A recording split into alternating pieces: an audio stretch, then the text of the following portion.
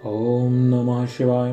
हे शिव भक्तों, इस एपिसोड में हम भगवान शिव की महापुराण के विद्वेश्वर संहिता के 7वें अध्याय का पाठ करेंगे। इसके पूर्व के पाठ सुनने के लिए आप शिव महापुराण प्लेलिस्ट में जाकर सभी पाठों को सुन सकते हैं। ओम श्री गणेशाय नमः। अथ सप्तमो अध्यायः। भगवान शंकर का ब्रह्मा और विष्णु के युद्ध में अग्नि स्तंभ रूप में प्राकट्य, स्तंभ के आदि और अंत की जानकारी के लिए दोनों का प्रस्थान। शिवजी बोले, हे पुत्रों, आपकी कुशल तो है। मेरे अनुशासन में जगत तथा देव श्रेष्ठ अपने अपने कार्यों में लगे तो हैं। हे देवताओं, ब्रह्मा और विष्णु के बीच होने वाले युद्ध का वृतांत तो मुझे पहले से ही ज्ञात था।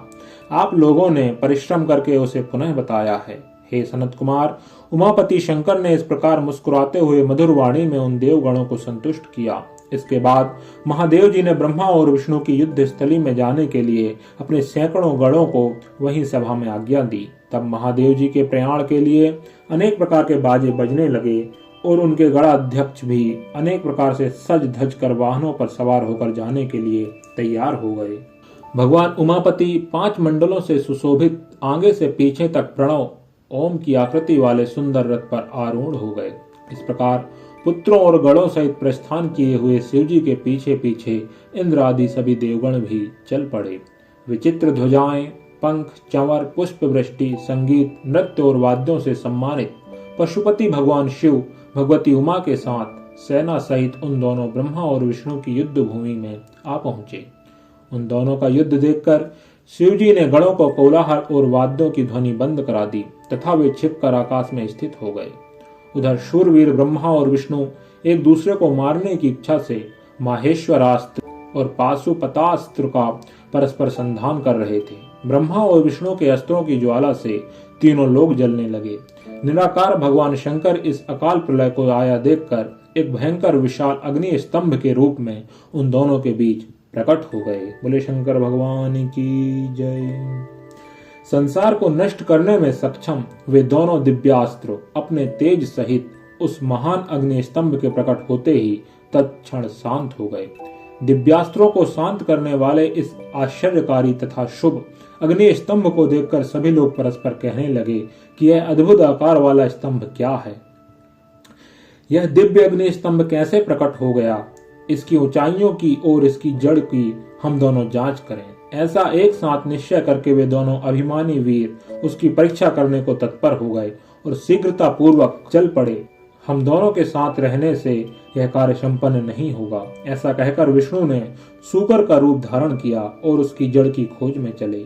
उसी प्रकार ब्रह्मा भी हंस का रूप धारण करके उसका अंत खोजने के लिए चल पड़े।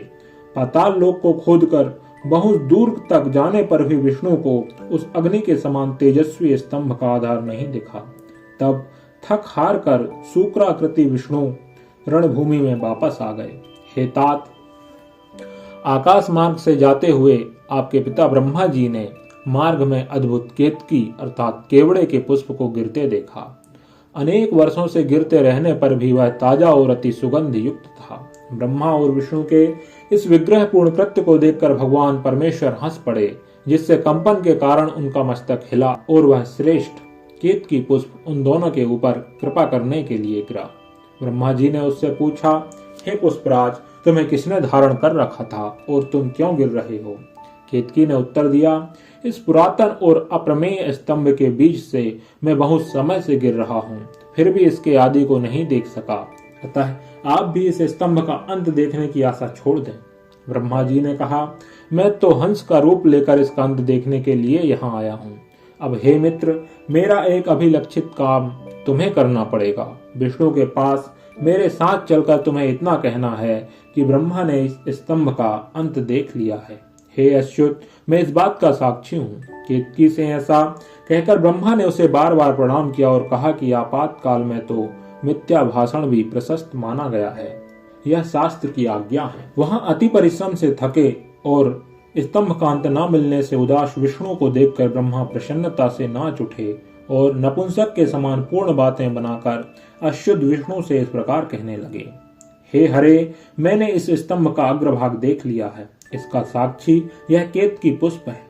तब उस केतकी ने भी झूठ ही विष्णु के समक्ष कह दिया कि ब्रह्मा की बात यथार्थ है।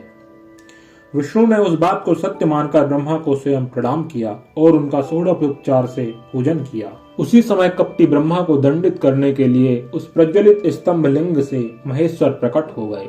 तब परमेश्वर को प्रकट हुआ देखकर विष्णु उठ खड़े हुए और कांपते हाथों से उनका चरण पकड़कर कहने लगे, हे करुणाकर, आदि और अंत से रहित शरीर वाले आप परमेश्वर के विषय में मैंने मोह बुद्धि से बहुत विचार किया, किंतु कामनाओं से उत्पन्न वह विचार सफल नहीं हुआ।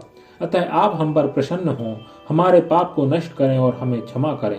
यह सब आपकी लीला से ही हुआ है। ईश्वर बोले, हे वस्त, मैं तुम पर प्रसन्न हूँ, क्योंकि श्रेष्ठता की कामना होने पर भी तुमने सत्य वचन का पालन किया।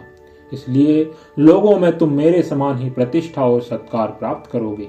हे हरे, अब से आपकी पृथक मूर्ति बनाकर पुण्य क्षेत्रों में प्रतिष्ठित की जाएगी और उसका उत्सव पूर्वक पूजन होगा। इस प्रकार परमेश्वर ने विष्णु की सत्य निष्ठा से प्रसन्न होकर देवताओं के सामने उन्हें अपनी समानता प्रदान की थी। इति श्री शिव महापुराणे प्रथमायाम विद्वेश्वर संहितायाम नल स्तंभ आविष्कार वर्णनम नाम सप्तमो अध्यायः।